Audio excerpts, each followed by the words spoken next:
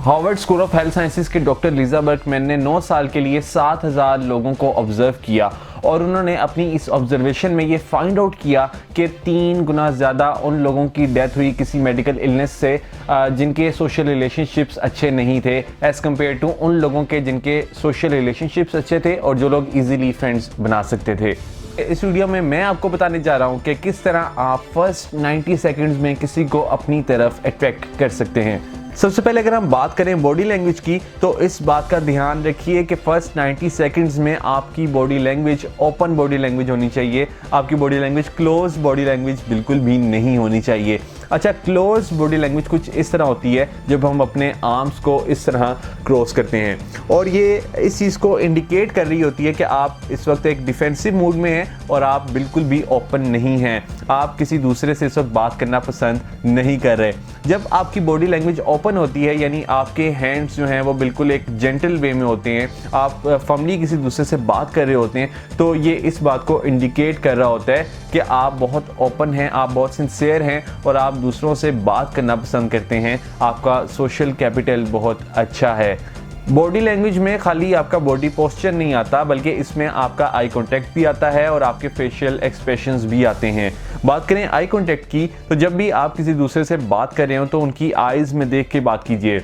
इससे आप दूसरे को इंडिकेट ये कर रहे होते हैं कि आपका कॉन्फिडेंस लेवल बहुत अच्छा है और आप दूसरे की बात बहुत तवज्जो से सुन रहे हैं और इससे दूसरे को भी ये फील जाती है कि ये शख्स मुझ में कितना जेन्युइनली इंटरेस्टेड है।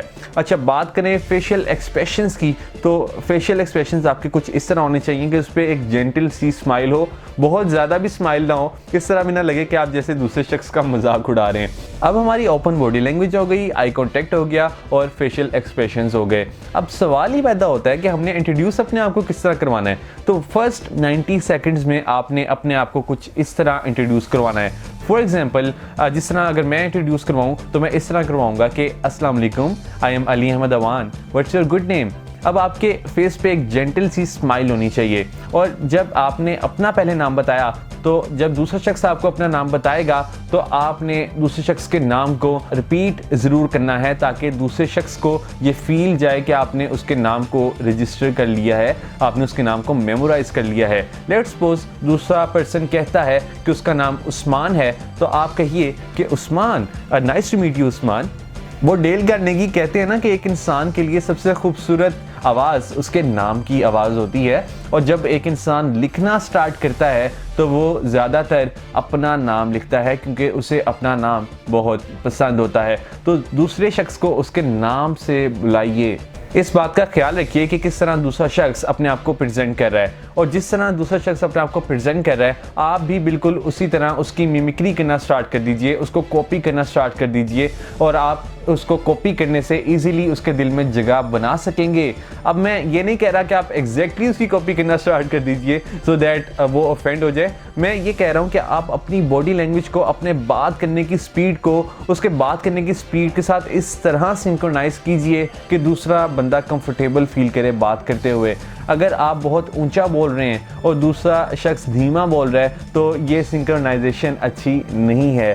अगर दूसरा शख्स आहिस्ता बोल रहा है तो आप भी आहिस्ता बोलिए और अगर दूसरा शख्स आपके साथ स्माइल करके बात कर रहा है तो आप भी स्माइल ज़रूर कीजिए। इससे क्या होगा कि इससे दूसरा शख्स कंफर्टेबल होगा आपके साथ बात करने में और आपके साथ ऐसी बहुत सी बातें शेयर करेगा जो कि वो दूसरों के साथ शेयर करते हुए कंफर्टेबल फील नहीं करता।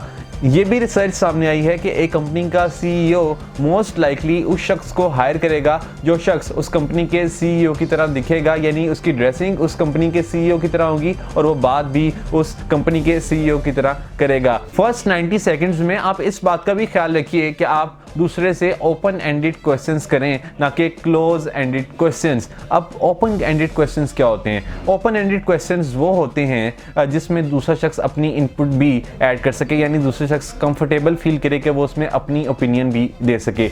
ओपन एंडेड क्वेश्चंस करना बहुत आसान है अगर हम इसका फॉर्मूला समझ लें। तो ओपन एंडेड क्वेश्चन करने के लिए आप अपने माइंड में ये रखिए कि आपने अपने क्वेश्चंस में ये कुछ वर्ड्स ऐड कर देने हैं। For example who, when, what, where, how and why. जब आप इन वर्ड्स को यूज़ करेंगे अपने क्वेश्चंस में तो आप इजीली एक ओपन एंडेड क्वेश्चन को जनरेट कर सकेंगे। अब क्लोज एंडेड क्वेश्चंस क्या होते हैं? क्लोज एंडेड क्वेश्चंस कुछ इस तरह होते हैं। फॉर एग्जांपल, आप किसी से सिनेमा में मिलते हैं और आप उससे पूछते हैं कि क्या आप पहली दफ़ा इस सिनेमा में आए हैं, तो दूसरा शख्स रिप्लाई इसका करेगा कि हाँ मैं इस सिनेमा में पहली दफ़ा आया हूँ, या फिर वो इसका रिप्लाई ये करेगा कि नहीं मैं पहले भी इस सिनेमा में आया हूँ। अब जब उसने इस बात का रिप्लाई ये किया तो यहाँ पे कन्वर्सेशन एंड हो जाएगी। सो जब आप ओपन एंडेड क्वेश्चन करेंगे तो इस बात के चांसेस बहुत ज़्यादा हो जाते हैं कि दूसरा शख्स उसमें अपनी इनपुट दे। ओपन एंडेड क्वेश्चन कुछ इस तरह हो सकते हैं कि आप दूसरे शख्स से पूछ सकते हैं कि जो मूवी आप इस सिनेमा में देखने आए हैं, आपका इस मूवी के बारे में क्या ख्याल है, आपने क्यों इस मूवी को देखना चूज़ किया। अब ये ओपन एंडेड क्वेश्चन है और इसमें दूसरे शख्स अपना इजीली इनपुट दे सकता है। इसमें एक्टिव लिसनिंग भी बहुत इंपॉर्टेंट है। जब दूसरा शख्स अपना आंसर दे रहा हो तो आपने उसमें से की पॉइंट्स को ग्रैब करना है, बहुत एक्टिवली उसकी बात को सुनना है और बाद में उन ग्रैब किए हुए की पॉइंट से कन्वर्सेशन को मज़ीद चलाते रहना है ताकि उसमें दूसरे शख्स का भी इंटरेस्ट बरकरार रहे।